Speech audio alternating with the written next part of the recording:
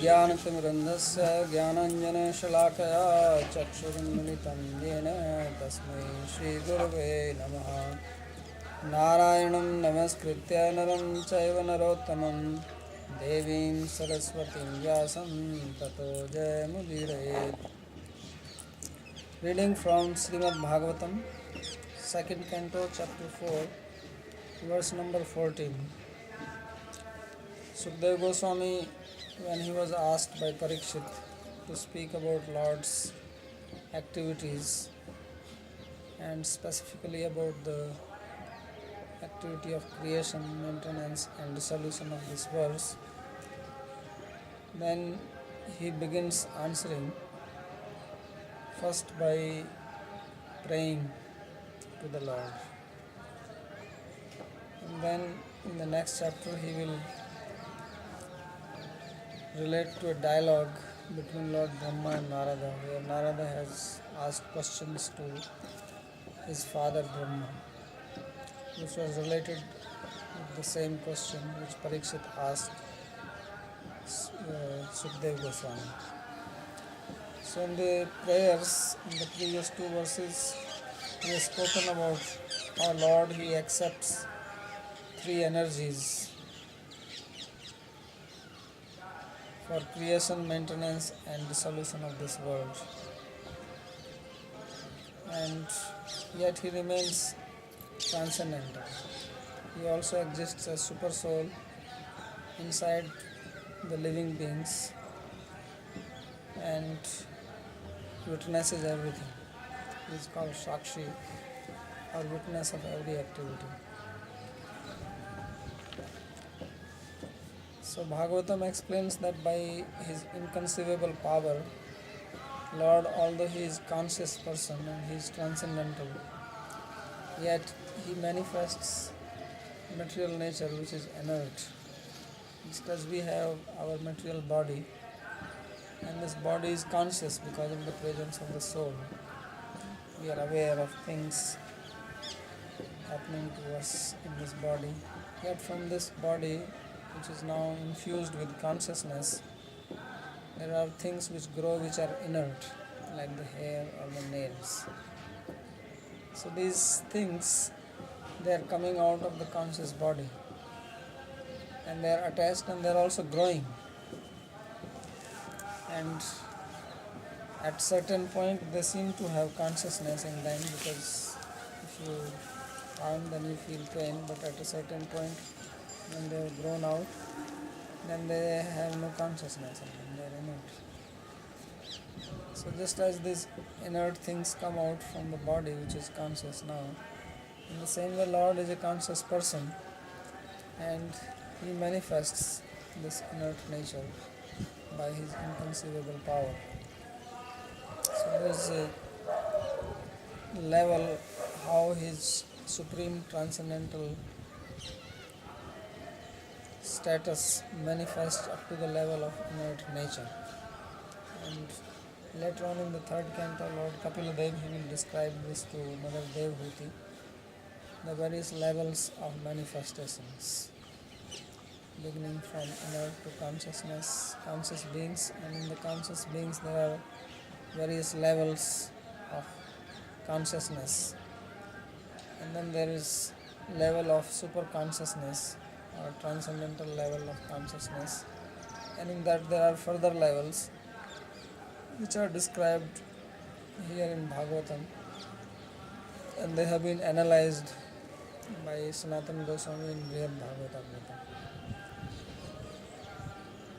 So these things are stated in the prayers, and the purpose why he does this is a play for the Lord that he creates, but one may wonder why he creates. It's very difficult to answer, except that he has energy, and energy means action. Whenever there is energy, there is potency to act.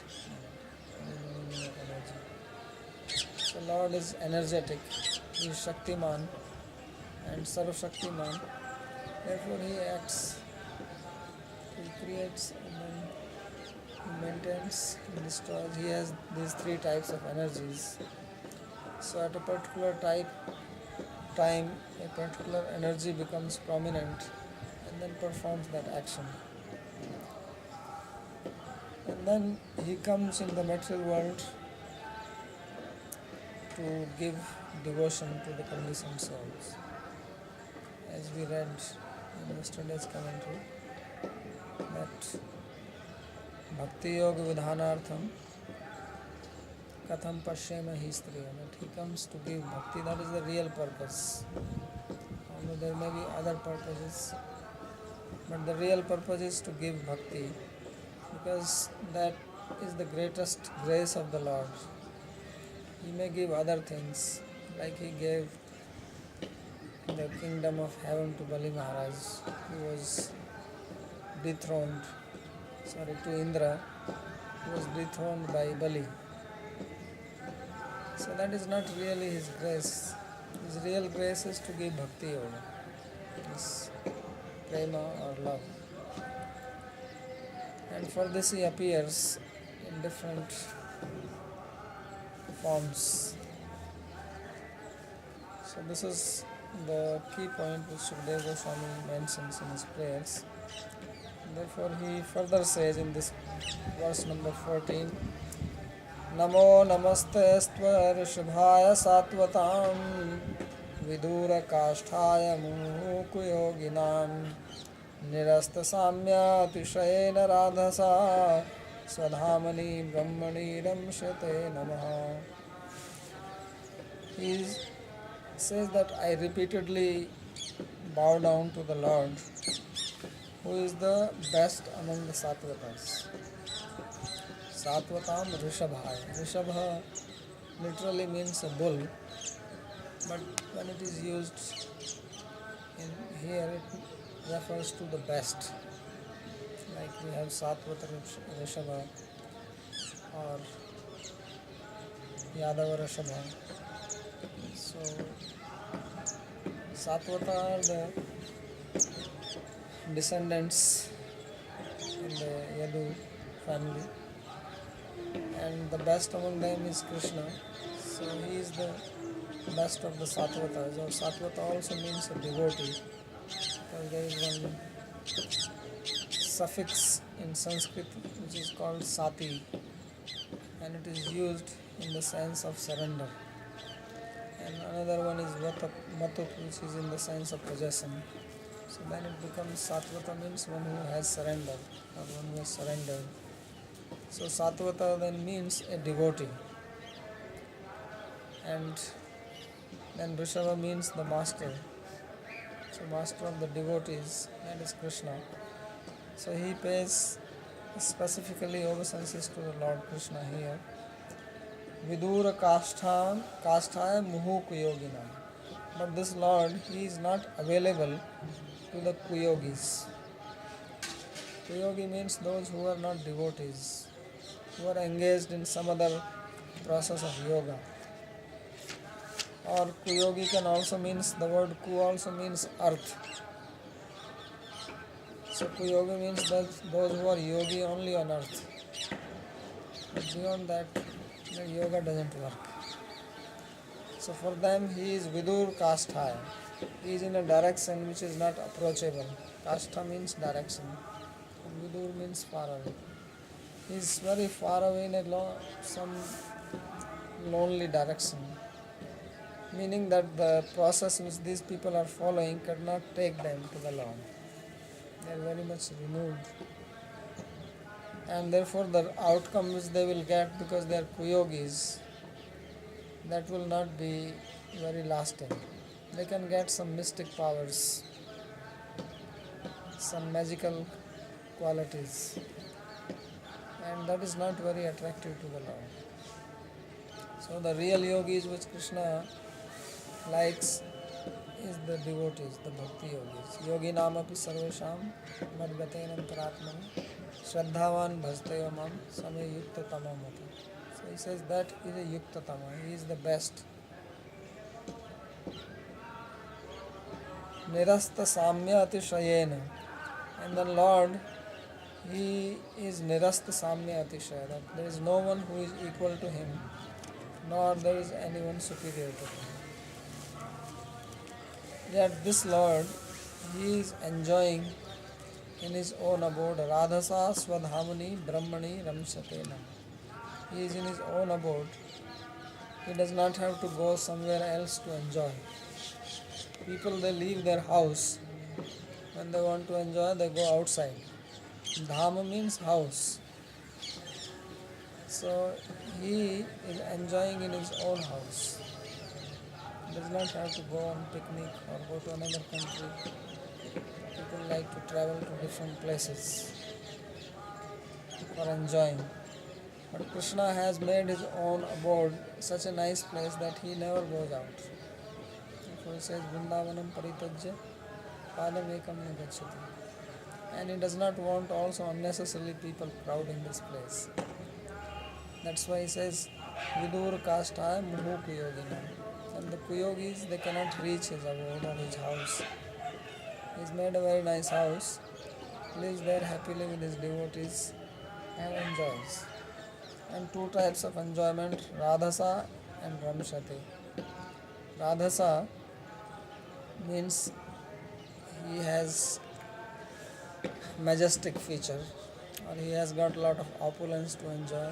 If you want to enjoy, you need that also. And Ramshate means that Madhurya feature.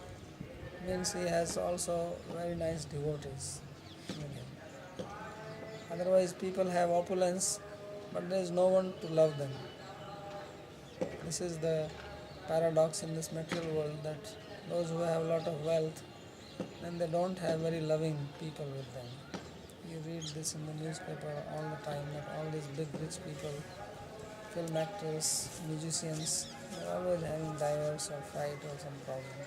They have plenty of money, but really speaking, there is no love in their life.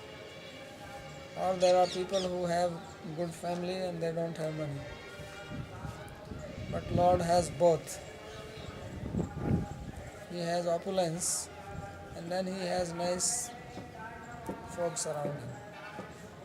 He is not in anxiety that somebody is going to make politics against him or somebody is going to throw him away from his position. Therefore it says Nirasta Samya Atishayeni, that he is supreme. So this is how he enjoys. And although no one is equal to him, and there is no question of anybody being superior to him, yet it is possible to approach him. And that is by devotion, as he will describe in the next verse. So this is the most amazing thing, and this is the real purpose of Lord's appearance on this planet. And this is the greatest fortune, that if one understands this and becomes serious about it. This human form of life is very rare, and then to get an opportunity to come and understand this fact. There are not many people who really know this or have this understanding which is being given here by our acharyas. And then to have faith and follow this. This is the real fortune. This is the perfection of human life. So for that reason he is praying to the Lord.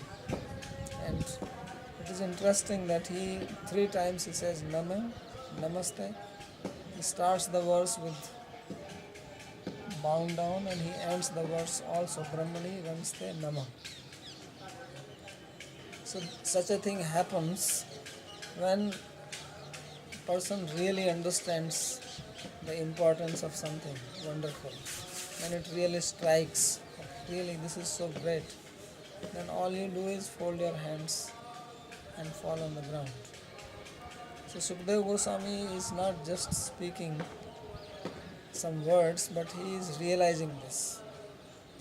It is as if he is seeing Krishna right in front of him, who is his worshipable Lord, and as if he is falling at his feet again and again. Namo Namaste to Rishabhaya Satvata. He is using the second case, that to you I bow down And then Ramsate Nama means the Lord who is enjoying. So usually we pay obeisances to the Lord and we say he is Radha Vallabh, Radha Raman or Gopi Vallabh. So these names are very dear to the Lord because these names signify his relationship with his loving devotees. And that gives very great pleasure to the Lord. So this is the significance of this word Ramsate Nama. Sri Vishwanath Chakravarti Thakur, he says, Aishwarya Madhuryayoho Paripurnatvam Aha. That in this verse, Sukadeva Goswami, he is signifying that Lord, he is complete in Aishwarya and Madhurya. There is no other manifestation of the Lord who is complete in Aishwarya and Madhurya both. Most of them have Aishwarya and some form of Madhurya. But Krishna is both. He has complete Aishwarya and complete Madhurya. Therefore, he is the Purnatama, the most complete, most perfect manifestation of the Absolute. Namo Namaiti Vipshaya Nirantarameva Namaiti. By repeating 2 times Namo Namaha, he is saying that my obeisances to you always. Te tubhyam iti yusmat pada priyogena sakshatkarat swast devatvam dhvanitam. And he is using the word te means to you in second person. So this signifies as if the Lord is directly present in front of him. And the Lord who is his Ishta Devata, this is the significance of the word te. Satvatam Yadav Visheshanam Rishabhaya Devaki Nandana. And the word Satvata refers to one group of Yadavas. There are very different clans among the Yadavas, Andhaka, Vishnu and Satvata, etc. So this means the son of Devaki. Satvatam Bhaktanam Palakaya Tyarthastu Purushloke Venjitaye. And the word Satvata also means devotee. So that meaning he said was already spoken in the previous verse when he has said Sadhugurijina Chide, or one who destroys the misery of his devotees. Kuyoginam Bhaktihinanam Vidura Kashtha Digati Yasya Tasmai. As far as non-devotees are concerned, even if they are following some spiritual discipline, he is not available to them. Because it's only devotion, only love which can attract his heart and nothing else. Nachatvam dure va gupto va vartase ityaha. But it doesn't mean that Lord is very far away or he is hidden. So this is shown in the next part of the verse. Nirastam Samyam Atishayascha Yasya Yadapekshaya Anyasya Samyam Atishayascha Nasti Tena Radhasa Ashwaryena Swadhamani Mathura Mandale Ramshate Ramamanaya Ramanochit Janahi Sahetyartho Gana. So that Lord who is supreme, unsurpassed, unparalleled, he exists in Mathura, which is his own abode, and he is replete with Aishwarya, and he is enjoying there with his associates who are qualified to be enjoying with him. And this abode is Brahmani, means it is transcendental. Swadhamani Kidrishe Brahmani Brahma Swarupe Tasam Madhye Sakshat Brahma Gopal Puri. So that abode is manifestation of the Brahman or the Absolute. As it is said in Gopal Tapni that Gopal Puri here is called Brahma Gopal Puri. Means the abode of the cowherd people or abode of Lord Krishna, which is Sakshat Brahma, directly the Absolute manifestation. अत्र राधसा इति ऐश्वर्य रमशते iti madhurya. So says the word radhasa signifies Aishwarya or majesty, and Ramshate signifies madhurya or human like feature. Then, after paying obeisances to the Lord, he further prays and he speaks about the process of devotion. Say, Yat Kirtanam, Yat Smaranam, Yad Ikshanam, Yad Vandanam, Yad Shravanam, Yad Arhanam, Lokasya Sadhyo Vidhunoti Kalmasham, Tasmai Subhadra Shravashe Namo Namaha. I again and again bow down to the Lord who has auspicious fame, and by doing kirtan of his names and qualities, by remembering him, by seeing him, by greeting him, by hearing him, by respecting him, people become free from their sins immediately. So in this verse he has specifically mentioned about the limbs of direct devotional service. Bhakti, which is Swarup Siddha, that the very nature of these activities is devotion. So the first activity which he mentions is kirtan, or to speak about or to sing the names of the Lord or qualities of the Lord. So kirtan is the first process for removing the sins, because it says lokasya sadhyo vidhinoti kalmasham. This is a very powerful process to purify the heart, kirtan. It takes immediate effect,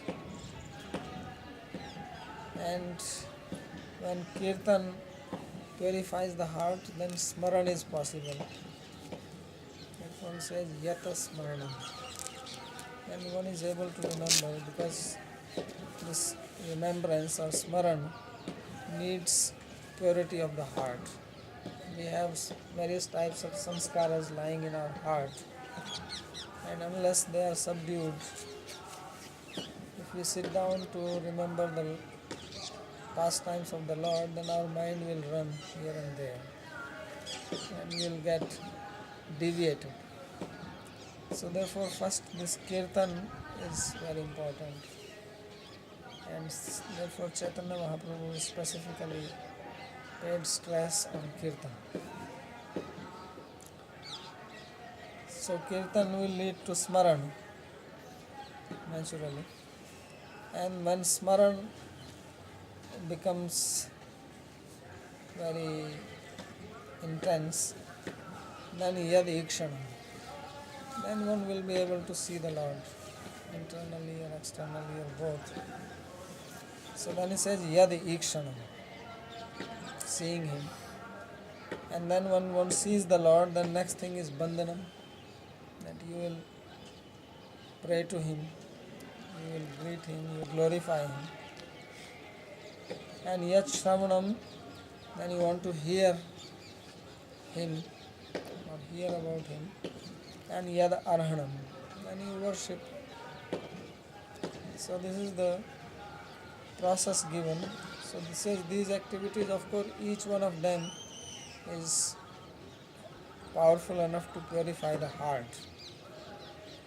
Any limb of devotion has the process, the power to remove the impurities of the heart, because the impurity of the heart is this desire to enjoy separate from God, and the basis of that is identification with material body.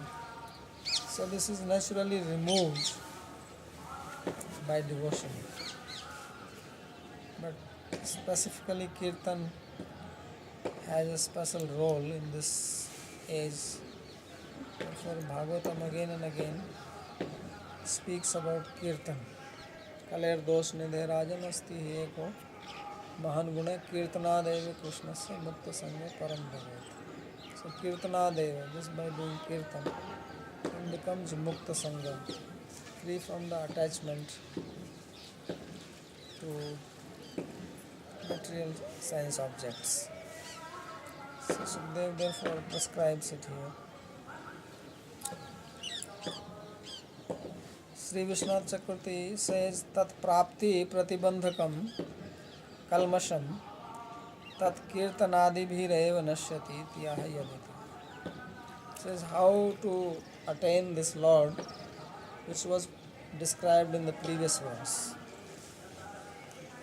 So although these are prayers by Sukdev Goswami, but he has a message in them. And message is that we understand about Lord, about His nature, about His qualities, about His devotees, and then our heart becomes attracted by hearing this. And this is called purification. Otherwise, we are absorbed in things which are not related to Krishna. So therefore he says kalmasha, which literally means a sin or impurity, is that which is an obstacle in attaining the Lord. Anything which takes our mind away from the Lord, which makes us forget Krishna, that is sin.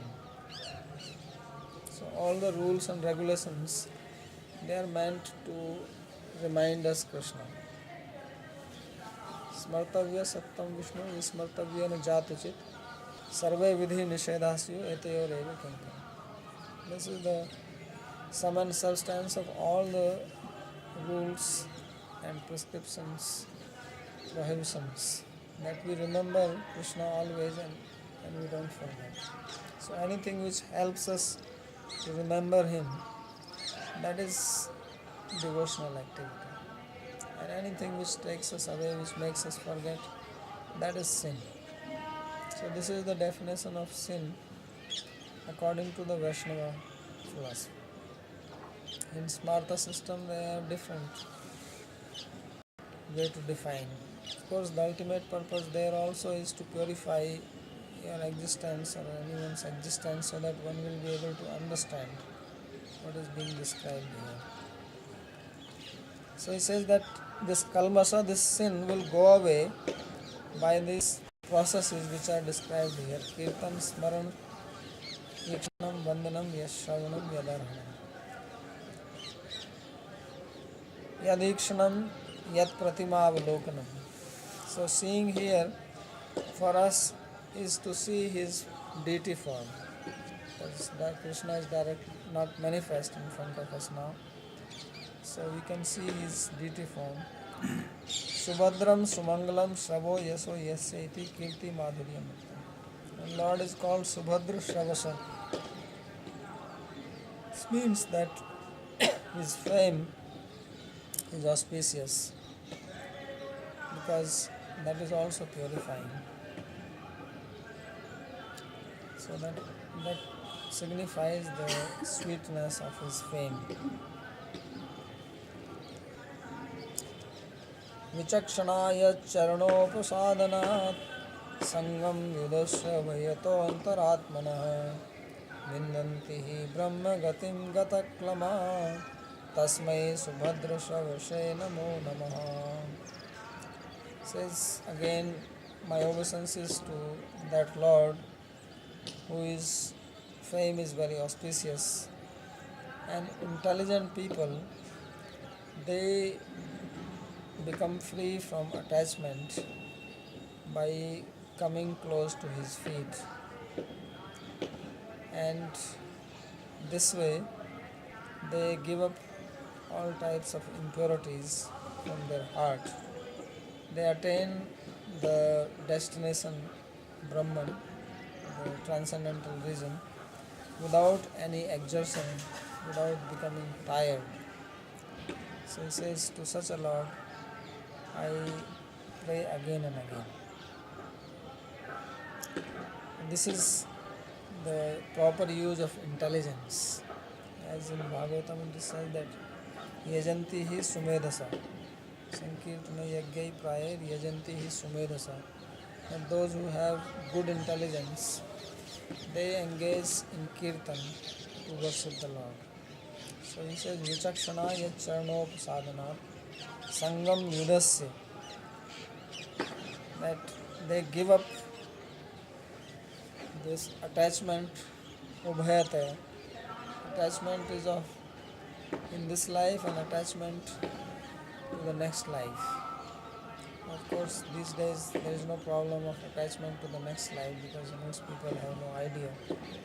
But in Vedic culture, there was also attachment to go to heaven and enjoy. As there was attachment to enjoy here, they were also worried that after death we should go to heaven and enjoy. So he says that one will become free from both types of attachments. Either attachment to get sense enjoyment here in this world or to make a secure place in heaven. Both things they go away. Yet charnop sadhanat, when one gets the proximity of the Lord's feet. So proximity of Lord's feet means service to Him, because we come close to the Lord by service. People can live physically close to each other, but they may not be close by heart. But closeness comes by doing service. So therefore this word Charanop Sadhana, that to be close to the Lord's feet means to do service to Him. And then we become close to Him. And if we are close to Him, then we cannot be bothered by the attachment to the world. Maya paratya bhimukhe vilajyamana. Maya runs away from the Lord feeling shy. She cannot come in front of the Lord. और देवी ही ऐसा गुणमयी मम माया दुरत्या नामेव ये प्रपद्यन्ते mayam etam tarantite. So prapada means coming close to Lord's feet. Pada means also feet. So when one takes shelter of Lord's feet by performing devotional service, then one naturally becomes free from Maya. Because Maya creates delusion, bewilderment, by covering our intelligence and by giving us objects. So as Jiva Goswami explains in the Sandarbhas that Maya has two features, Jiva Maya and Gun Maya. So Jiva Maya is that which covers the intelligence. He gives the example that if you put a strong light in somebody's eyes, then this light creates botheration in the eyes and you cannot see things clearly. All the light is meant to assist us in seeing things, in seeing objects. But if light is very strong and directly in our eyes, then we cannot see things as they are. So our eyes become covered from their ability to see. And then on top of that, you start seeing many colors. You might have experienced this. So various types of colors start becoming manifest. So two things have happened, that our ability to see has been covered and then some other things have become present to us.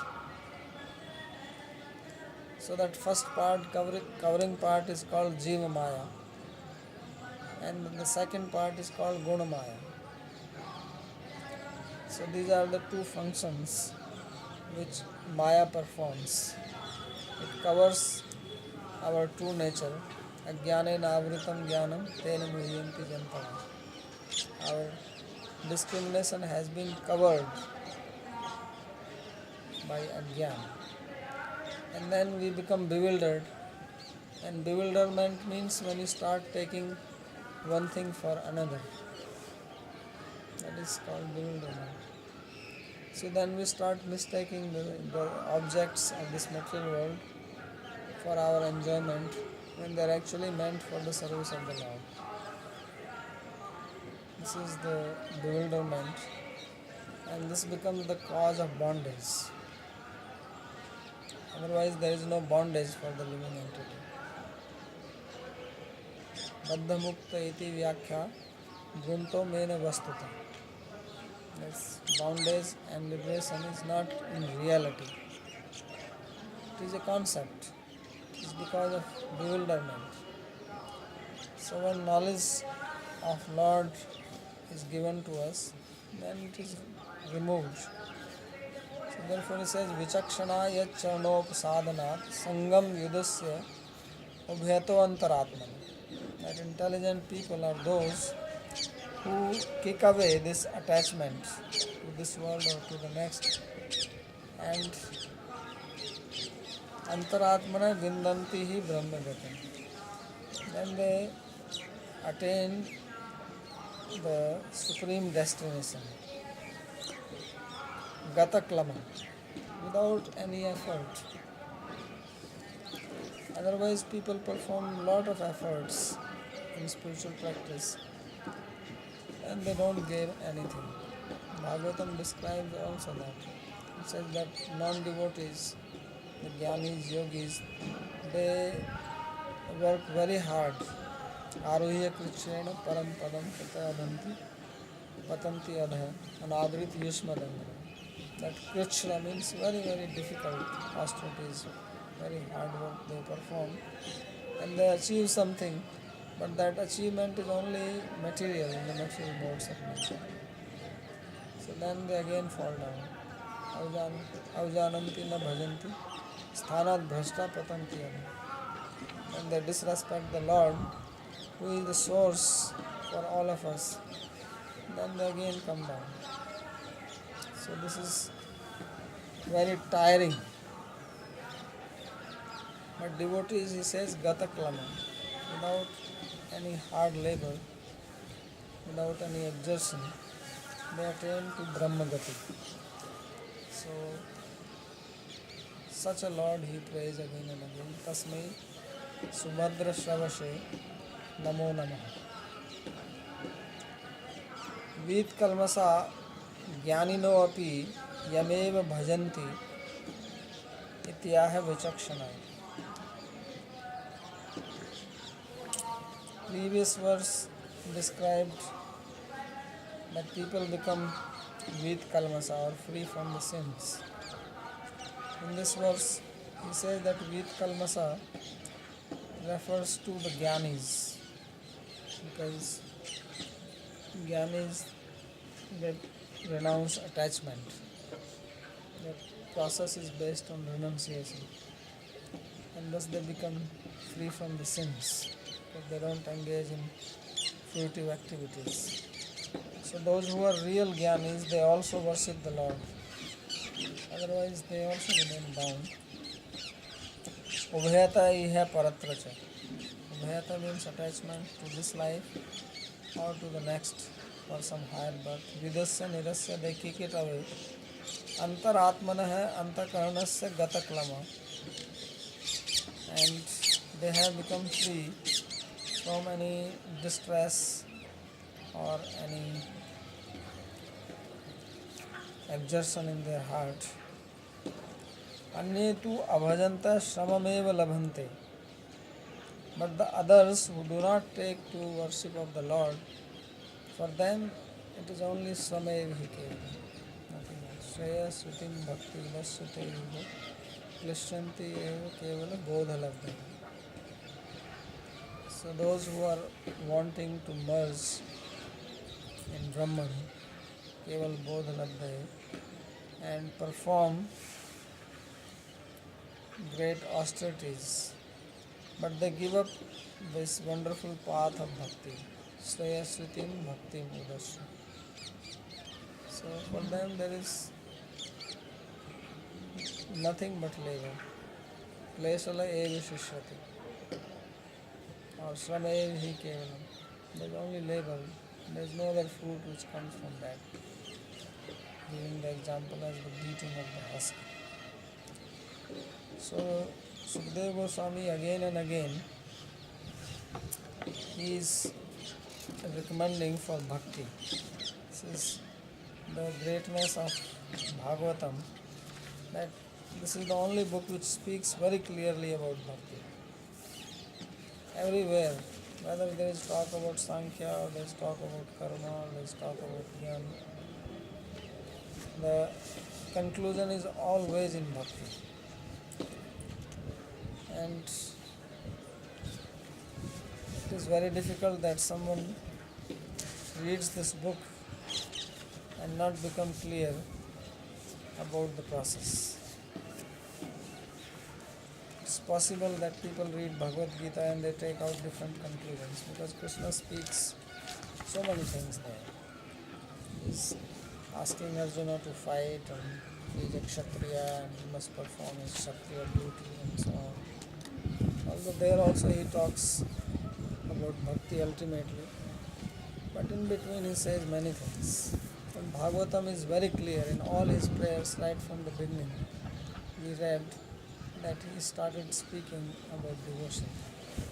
In the very second chapter, after the 6 questions were raised, the questions themselves were related with bhakti. So Suta Goswami has immediately recognized this, that your questions are very nice and they will bring welfare to humanity because they are related with Krishna. So even the questions were wonderful. And we see here in Bhagavatam that all the people who were asking questions, whether it was Sonaka or Parikshit, they always said that please reply this if it is related with Krishna Katha, Krishna Kathodayam, or devotees of Krishna. So this book is therefore very wonderful. And it always emphasizes on pure devotion. So again, in this verse and the previous verses, he has directly spoken about bhakti, greatness, importance of bhakti. Now he speaks indirectly. This Anvaya and Vyatirek, these are the two ways or techniques which are used here in Shastra. That's once you say that you do it and this is most wonderful and you will gain this, and then there will be negative statements. If you don't do it, then you will be a failure. So now he says that if you don't take to devotion, then what will happen? He says, tapasvino dana parayasasvino manasvino mantra vidah sumangalaha kshenam na vindanti vinaya darpanam tasmai subhadrashavashe namo namaha. Says those people who are performing austerities, tapasvi. Danapara, those who are engaged in charity. And many people, NGOs, they are doing charitable work.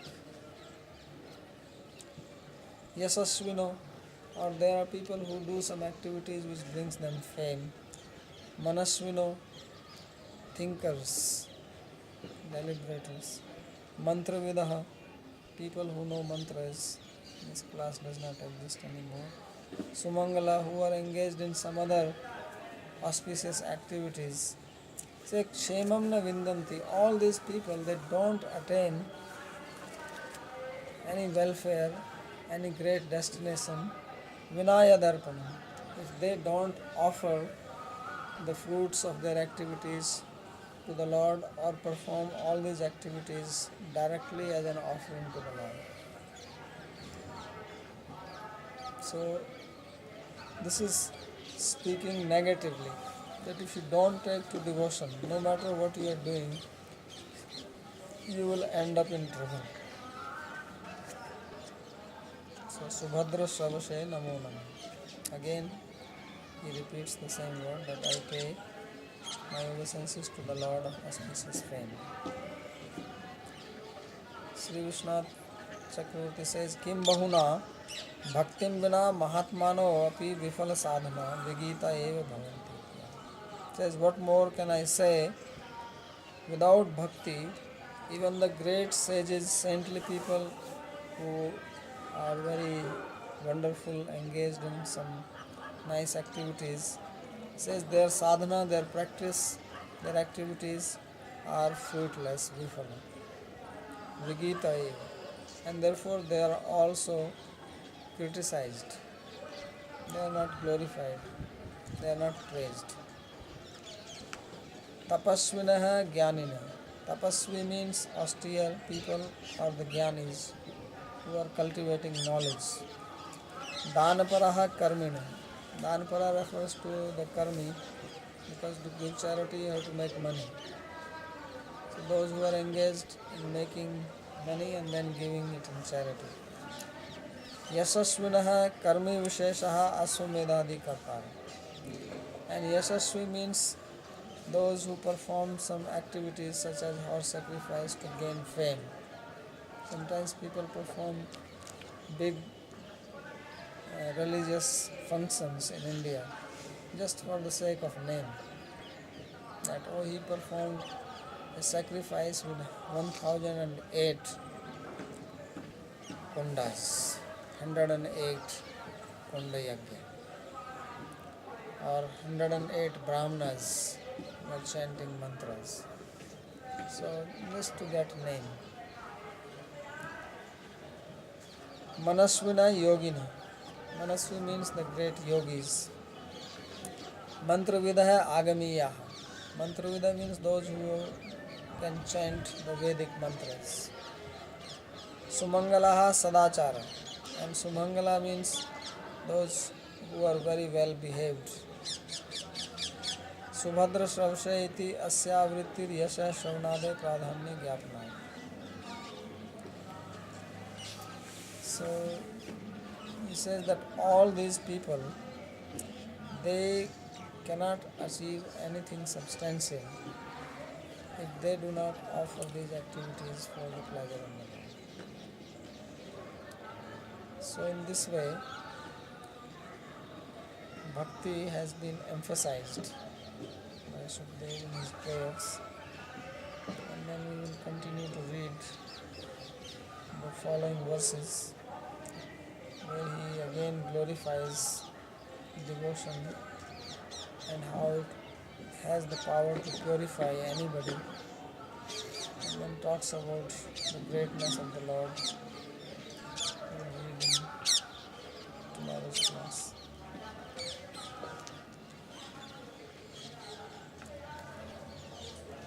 I didn't hear what you said after these jnanis and mantras and all this. They were all criticized for what?